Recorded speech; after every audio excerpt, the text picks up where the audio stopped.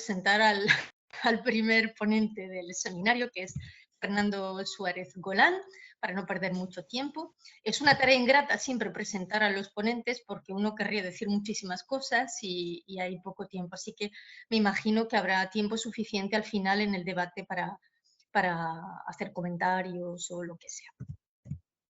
Bien, pues Fernando Suárez Golán es profesor del Departamento de Humanidades de la Universidad de A Coruña y en el programa de mayores de la Universidad de Santiago de Compostela. Es doctor en Historia por esta misma universidad desde hace 2 años, si no me equivoco, con una tesis sobre los arzobispos de Santiago de Compostela. Ha realizado estancias de investigación en la Universidad de La Sapienza, en el Archivo Apostólico Vaticano, en el HESS de París y en el Colegio de Michoacán, en México. Su línea de investigación principal pues, se sitúa en el estudio de las jerarquías eclesiásticas gallegas, en particular, pues, como lo indica su tesis, en los arzobispos de Santiago de Compostela durante el periodo del Antiguo Régimen. Lo hace desde una perspectiva y un enfoque social, cuestión sobre la que ha publicado numerosos trabajos en revistas, libros y capítulos de libros. Fernando nos va a hablar hoy de las quiebras del espejo episcopal, conflictos, tensiones y resistencias en torno a los arzobispos de Santiago de Compostela en la época moderna. Muchas gracias Águeda por la presentación. Quisiera comenzar, como no puede ser de otra manera, agradeciendo la invitación a las coordinadoras de este 14º Seminario de Investigación en Historia Moderna. Es, como no puede ser de otro modo, también para mí un placer volver a estar aquí en tan grata compañía en Santander después de algunos años, ¿no? Bien, en la ponencia de hoy, a partir principalmente de las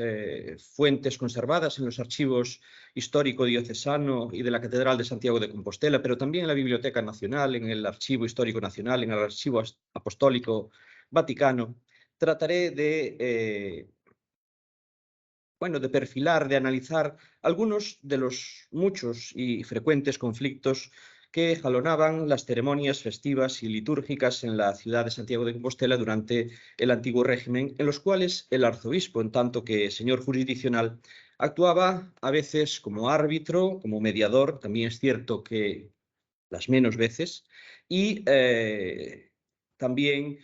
sobre todo, como juez, como parte, lo que dio lugar a tensiones con otras instancias y también a resistencias mutuas. En la Compostela de la época moderna, las instituciones urbanas, tanto religiosas como civiles, encontraron en las celebraciones y ceremonias públicas un medio para mostrar su poder y prestigio ante el pueblo, pero sobre todo frente a los otros poderes. Con cierta frecuencia, las ceremonias se convirtieron en objeto de discusión fundamentalmente entre el cabildo y el ayuntamiento, debido a las alteraciones en el protocolo o a otras violaciones del ceremonial a los que los arzobispos asistieron unas veces como espectadores y otras, aunque éstas fuesen las menos, como actores de mediación. También es cierto que en general sin éxito. Las entradas públicas de los prelados en sus diócesis en general, las de los arzobispos de Santiago de Compostela en particular, eran una de las principales ocasiones de conflicto, como señala Juan de Loaysa al relatar en la biografía de su protector las protestas entre el cabildo eclesiástico y la ciudad sobre con qué llaves había el prelado de abrir las puertas de la ciudad, si con las verdaderas que tenía el ayuntamiento o con las falsas de palo que tenía el cabildo, durante la entrada solemne de don Ambrosio Spínola en Santiago. Así se entiende que fuera este uno de los aspectos elegidos por el padre Facundo Lozano para ilustrar el carácter pacífico de don Cayetano Gil Taboada, cuya entrada pública, como luego veremos en Santiago en 1746, fue la primera del siglo XVIII y de buena parte de la segunda mitad del siglo XVII, que transcurrió sin incidentes. Para evitar estos problemas que se habían ido acumulando hasta esa fecha, la recomendación de don Francisco Blanco, padre conciliar en Trento y arzobispo de Santiago entre 1574 y 1581, había sido clara: sortear cualquier encuentro con los capitulares que pudiera dar lugar a discrepancias, y en el caso de no ser esto posible, el prelado se mostraba partidario de contemporizar, pero tampoco demasiado. Cabe destacar a este respecto que durante la vacante el ayuntamiento y especialmente el cabildo, instituciones más ancladas a nivel local y destinadas a permanecer, tomaban conciencia de un poder al que no estaban dispuestas a renunciar fácilmente en el momento de la inauguración de un nuevo episcopado. El resultado fue una animosa, prolongada disputa entre el Cabildo Metropolitano y el Ayuntamiento de Santiago sobre el tema del orden y del desarrollo de las ceremonias e indirectamente también sobre el dominio temporal de la ciudad jacobea. En esta disputa, los arzobispos se debatieron entre actuar como meros espectadores, dejando que fuese el cabildo el que llevase la voz cantante, o bien por mostrarse directamente como juez y parte, dando su apoyo o, cuando menos, consintiendo los derechos adquiridos e incluso los abusos del cabildo frente a las pretensiones del ayuntamiento. Y en cambio, como ya he dicho, muy pocos fueron los que se atrevieron a mediar en un conflicto que les precedía y que, además, continuaría tras su marcha. Hay que tener en cuenta, al señalar esto, que a través de las ceremonias públicas también se escenificaban los enfrentamientos jurisdiccionales y que el arzobispo de Santiago de Compostela llevaba aparejada la jurisdicción territorial, además de la eclesiástica. Se comprende, por tanto, que los conflictos de competencias entre la mitra arzobispal y cualquier otra institución con atribuciones jurisdiccionales con la que pudiera entrar en colisión fueran muy frecuentes.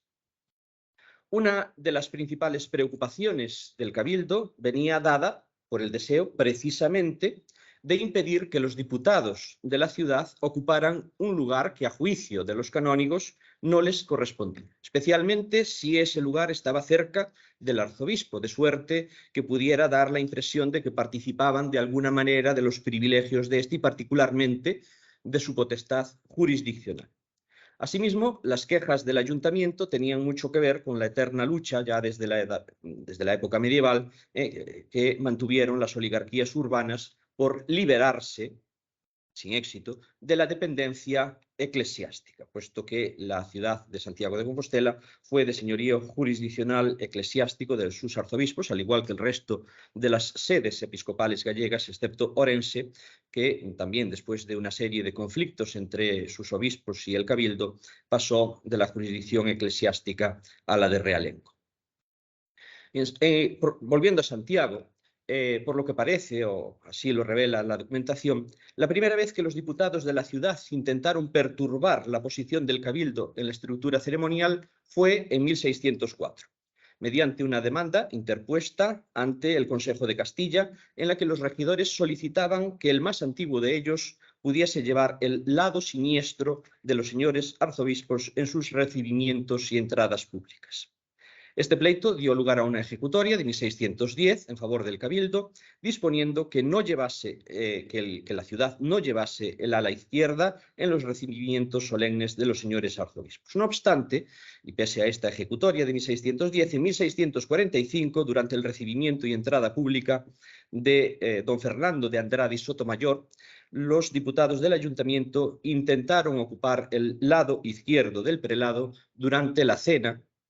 que tuvo lugar la noche antes de la entrada, aunque el arzobispo, bien instruido por los canónigos, convencido por los canónigos que lo acompañaban, no se lo permitió.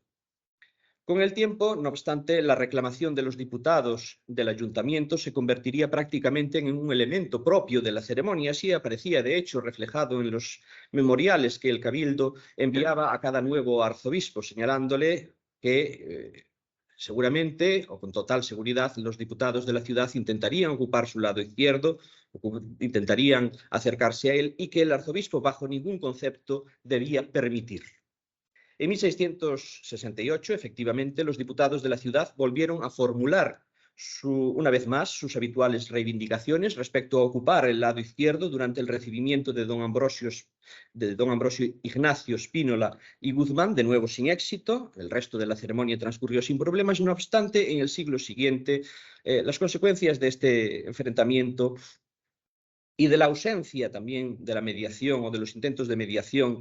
por parte de los arzobispos serían más visibles. Así, en 1717, durante la entrada pública de don Luis Salcedo y Azcona, los miembros del ayuntamiento intentaron ocupar toda la fila izquierda de la procesión para entrar en la ciudad. Después de algunos altercados,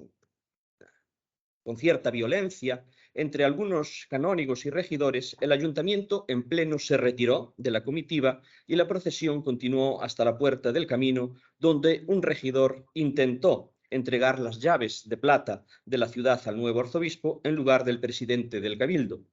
Como tampoco consiguió este objetivo, el prelado prefirió recibir las llaves de palo que le entregó a un canónigo, los alcaldes y regidores abandonaron la ceremonia, que transcurrió hasta su final en la catedral sin su presencia. Un problema similar ocurrió en 1723. Los regidores y alcaldes intentaron pasar entre las dos líneas formadas por los canónigos para saludar al arzobispo don Miguel Herrero Esgueva, pero esto les fue impedido y en reacción los regidores se ausentaron de la ceremonia de entrada del prelado en la ciudad por segunda vez consecutiva. Con todo, las disputas más ruidosas tuvieron lugar en 1728, durante la entrada pública de don José del Yermo Santibáñez. En este caso, la corporación que abandonó estrepitosamente la ceremonia fue el Cabildo. No hubo entrega de llaves, como era costumbre, y cuando el arzobispo llegó a la catedral, comprobó, estupefacto, que allí no había canónigos para recibirlo, que las campanas habían dejado de sonar, que el altar para el juramento había sido desmontado y que hasta las puertas de la basílica estaban cerradas a cal y canto. Por todo esto, la entrada de don José del Yermo resulta particularmente interesante. La actitud del arzobispo, que al contrario que la mayoría de sus predecesores, asumió un papel activo de mediación en el perenne enfrentamiento entre el cabildo y el ayuntamiento, solo empeoró la situación. Lejos de sembrar la paz, como era su objetivo, hizo estallar la guerra, liberando la tensión acumulada durante más de un siglo. Lo extraordinario de esta circunstancia, no obstante, se comprenderá mucho mejor a la vista de los antecedentes del prelado y de su postura en el enfrentamiento entre regalismo y ultramontanismo, así como en la aplicación del programa reformista posterior al concordato de 1717, que pretendía conferir al ordinario diocesano un mayor protagonismo. Antes de ser preconizado arzobispo de Santiago, don José del Yermo ya se había significado por su total implicación en la defensa del poder de los obispos bajo la potestad exclusiva del Papa. En la diócesis abulense, que había regido previamente, había publicado una carta pastoral que reproducía el texto de la Bula Apostolici Ministeri. El documento pontificio era una llamada a las reformas pendientes después de Trento. De hecho, sus cláusulas más rigurosas anulaban cualquier privilegio local o colectivo que pudiera oponerse a lo decretado por el concilio, al tiempo que proclamaban la autoridad de los obispos sobre los cabildos. A este respecto, cabe subrayar el contenido, recordar el contenido del artículo 33, que reservaba al prelado la presidencia de todos los actos públicos, capítulos y procesiones. Estaba claro, pues, que las posiciones del cabildo y del arzobispo se iban a enfrentar incluso antes de la llegada del prelado a su nueva archidiócesis. Así, ya en Santiago, Yermo convocó sendas comisiones del cabildo y del ayuntamiento con el objeto de concordarlos. Con este fin, mantuvo varias conferencias con individuos de los dos bandos, a los que les propuso que la entrada se hiciese conforme al ceremonial de los obispos, puesto que, en su opinión, todas las desazones que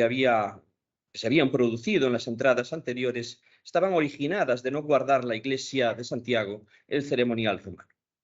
Evidentemente, esta propuesta no fue del agrado del cabildo, que temía, con razón, que ajustándose al ceremonial de los obispos estaría contribuyendo a reforzar el poder del prelado y a mermar su propia autoridad. De hecho, la corporación capitular no solo se opuso a cualquier tipo de componenda en este sentido, sino que acusó a Yermo, el primero que intentó mediar, de sellar una alianza contra natura con el ayuntamiento, cuya consecuencia era que se vieran con admiración invertidos los oficios de padre y esposo con los de parte. Cuando los arzobispos estaban de parte del cabildo, en cambio, no les resultaba de admiración ni tampoco una alianza contra natura. En la opinión del prelado, lo que pretendía el cabildo era la afirmación pública a través de la ceremonia de su condición de único depositario de la jurisdicción temporal durante la vacante e incluso de su participación en la misma durante la sede plena. Ciertamente, esto no dejaba de ser paradójico, siendo como era la entrada del arzobispo la que marcaba el fin del gobierno de los canónigos, pero estos no estaban dispuestos a renunciar de buen grado a una última muestra de autoridad. Así las cosas, la entrada pública de don Cayetano Gil Taboada, como ya he dicho antes, en 1746, fue la primera del siglo XVIII en la que no hubo ningún problema. Por tanto, no extraña que el predicador jesuita Facundo Lozano hiciera de este asunto uno de los principales motivos de loanza e incluso lo situara en el eje central del desarrollo del tema de su oración fúnebre, en la que Gil Taboada es retratado como el iris de la paz.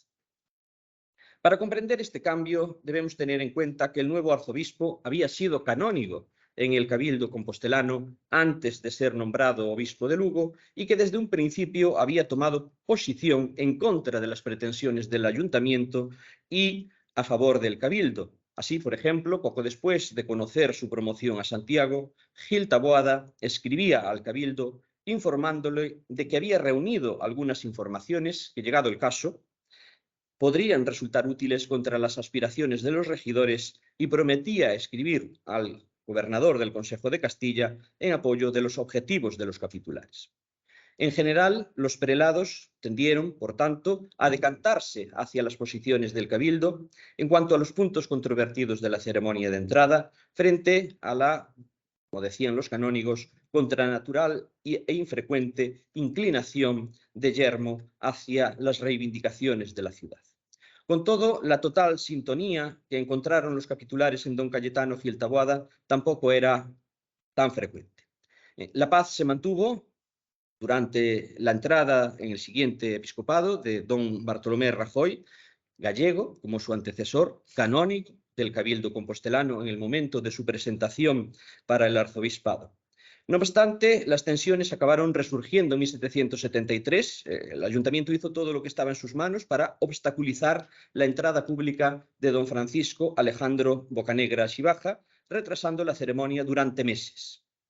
Cierto es también que el Cabildo se mantuvo absolutamente al margen en esta discusión, en este enfrentamiento entre el ayuntamiento y el arzobispo, un arzobispo con el que los canónigos compostelanos tampoco tuvieron muy buenas relaciones. Pacífica también fue la entrada solemne del arzobispo Malvar, gallego, al igual que los dos anteriores, en 1784, y otro tanto ocurrió en 1798, en la entrada pública de don Felipe Fernández Vallejo y en 1803 en la de don Rafael de Múzquiz Aldunate, la última realizada según el ceremonial tradicional que juntaba actos rituales de hondo significado simbólico, danzas e incluso un simulacro de la batalla de Clavijo, pues pocos años después el señorío jurisdiccional de los arzobispos fue abolido por las Cortes de Cádiz.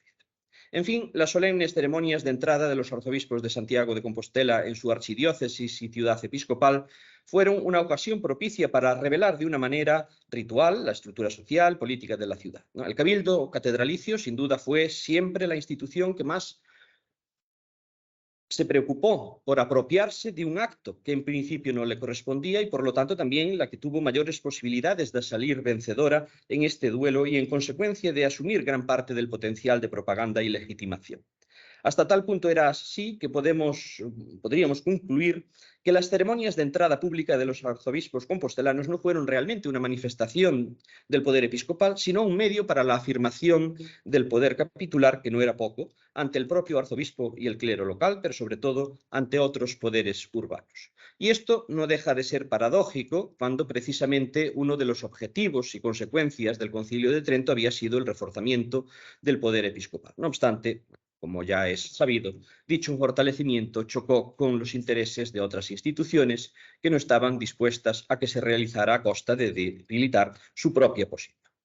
Ahora bien, los arzobispos de Santiago no solo eran los máximos representantes de la Iglesia en Galicia. Su condición de señores temporales los convertía en la máxima autoridad religiosa, también secular, de la ciudad y en uno de los principales poderes de todo el reino, en competencia directa con los representantes de la autoridad real.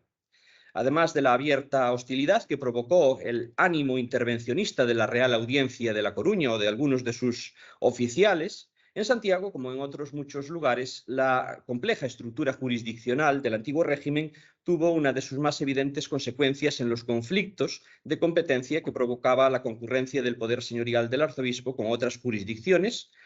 que convivían en el ámbito urbano, dando lugar a un complejo juego de poder. No obstante, la frecuencia de las tensiones y su crudeza dependía también de otros factores. En primer lugar, del carácter de los propios arzobispos, que podían ser más calmos, como don Cayetano Gil Taboada, que según sus panegiristas siempre caminó por las sendas de la paz, es decir, siempre caminó por las sendas del cabildo, o bien más combativos, como don José del Yermo, quien, según López Ferreiro, un canónigo, no supo dominar su carácter violento e irascible. En segundo lugar, también de su pensamiento y el concepto que mantuvieron de la autoridad episcopal, pues si bien en general todos los prelados del mundo católico estaban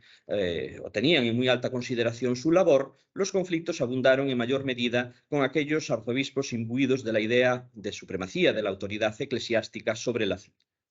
Todos estos factores que acabo de mencionar concurrieron, de hecho, en Fray Antonio de Monroy. Su fuerte personalidad y una ideología claramente ultramontana propiciaron los muchos pesares, contradicciones y pleitos a los que debió hacer frente a lo largo de su dilatado episcopado compostelano. En cuanto a la relación del fraile con el cabildo, sería un eufemismo decir que fue complicada. Pero igualmente tenso fue su trato con los otros poderes públicos y las otras corporaciones que conformaban la sociedad compostelana y gallega. La rivalidad entre el arzobispo y los ministros de la Real Audiencia se manifestó desde su misma llegada a Santiago, cuando el prelado les negó puerta y silla, es decir, se negó a recibirlos, argumentando que por razón de su oficio no tenían necesidad alguna de visitarlo. Con todo, esta no fue más que una manifestación inicial de un conflicto que se extendería prácticamente hasta la muerte del prelado. En efecto, Monroy no estaba dispuesto a mudar su actitud respecto a cualquier injerencia o discusión de su autoridad jurisdiccional, como quedó claro durante el grave enfrentamiento con el Colegio Mayor de Santiago, Alfeo, que tuvo lugar en 1691. En ese año, el rector y algunos colegiales de Fonseca habían cobrado tal inquina a un familiar del arzobispo, el doctor Espino y Andrade, que lo molestaban hasta el punto de recluirlo en un calabozo y meterlo en un cepo. El arzobispo ni siquiera contempló la posibilidad de mediar en este conflicto, sino que tomó cartas en el asunto y directamente excomulgó al rector Felipe Gil Taboada, tío del arzobispo Gil Taboada, sucedería posteriormente a Monroy en la sede, y dictó auto de prisión contra este y otros colegiales. En este contexto, Fray Antonio de Monroy escribió además al rey Carlos II un memorial en el que denunciaba la resistencia escandalosa que, en desprecio de ambas jurisdicciones, hicieron algunos colegiales del Colegio de Santiago Alfeo a sus ministros eclesiásticos y seculares. A este memorial, que circuló impreso, respondieron los colegiales, publicando a su vez un manifiesto, del cual puede verse una cita breve en la diapositiva, en el que acusaban al prelado de actuar con absoluta parcialidad en la administración de justicia dentro de la ciudad, usando incluso de la fuerza de las armas. Cosa que, por otra parte, el arzobispo tampoco negó. Bien, en este contexto, cabe entender también una carta firmada por Inocencio Taboada y Luis Benavides, No obstante, se trata de probables seudónimos, no he podido localizar a estos autores, aunque es muy probable que procedan del entorno del Cabildo. En octubre de 1693, dirigida al Papa, que aparece en la parte izquierda, en la diapositiva, en la que se recogía toda una serie de acusaciones contra el arzobispo Monroy, considerado por sus autores indigno de tal ministerio. Por las mismas fechas, en cambio, los escritos de Fray Antonio de Monroy, que aparecen en la otra parte, constituyen un auténtico manifiesto contra el regalismo, pero también es cierto que el arzobispo era consciente de que el que iba contracorriente era él y sabía bien que por eso lo tachaban de enemigo, de sedicioso, de litigioso e inquieto. Por eso solicitaba la protección y el amparo del Papa, desarrollaba una justificación teológica, pero breve, suficientemente expresiva de la primacía del poder eclesiástico. En el universo mental del arzobispo no cabía otro discurso que el de la identificación de la ortodoxia de la religión con la Iglesia personificada por el Papa, con su poder divino y absoluto, al cual los reyes tenían que estar subordinados, ya que la única posibilidad de mantener pura la sociedad perfecta que aseguraba la religión verdadera era la asociación del trono y del altar, pero siempre con la corona obediente a la tiara. La mayoría de los indicios sugieren una adhesión constante de Fray Antonio de Monroy al ultramontanismo, por lo menos desde su periodo romano. Un ejemplo de ello sería en 1699 la negativa del prelado a mediar, a interceder, a petición incluso del maestro general de la orden dominica a la que pertenecía, Fray Antonio Cloch, en favor de Ignacio de Seijas, clérigo, acusado de homicidio y como tal excomulgado, pero que había quedado libre con la connivencia del tribunal secular. Monroy dejaba entonces clara su postura. Decía: púsome su divina majestad aquí para que cuide de esta iglesia, y estoy en ánimo de perder primero la vida que dejar de impugnar lo que se opone a su lustre, porque no pienso es terquedad mía, sino obligación y celo, que por la divina misericordia arde en mí. Aunque esto no deja de ser una cita anecdótica, muestra el alto grado de implicación del prelado en estas cuestiones. También su poca disposición a ceder, a mediar y, en cambio, a imponer su pensamiento que él consideraba el correcto. En la amplia documentación que se conserva de este prelado, que escribía cartas al Papa prácticamente cada mes, solo he encontrado un caso en el que sí efectivamente intentó mediar en un conflicto entre la Compañía de Jesús y el Cabildo de la Catedral de Santiago. Los jesuitas habían publicado un manifiesto en contra de algunas de las indulgencias y de los privilegios del año jacobeo, y los canónigos, por tanto, habían expulsado a los jesuitas del púlpito de la catedral. Si bien no me atrevo a decir que se trate efectivamente de un caso de verdadera mediación o negociación, sino más bien de una oportunidad más para el arzobispo de oponerse al cabildo,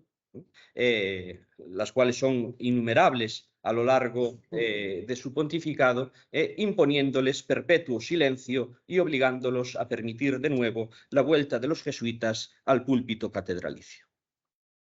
Bien, a lo largo de esta ponencia, no sé cómo voy de tiempo, pero ya termino.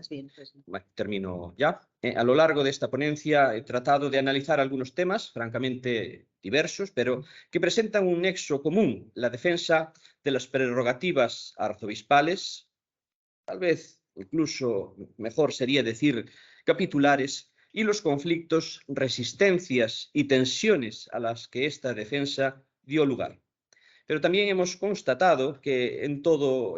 cuanto comprometía la defensa de sus privilegios y derechos, los arzobispos de Santiago actuaron en la práctica como juez y parte y no como árbitros, y mucho menos como actores de mediación y de concordia.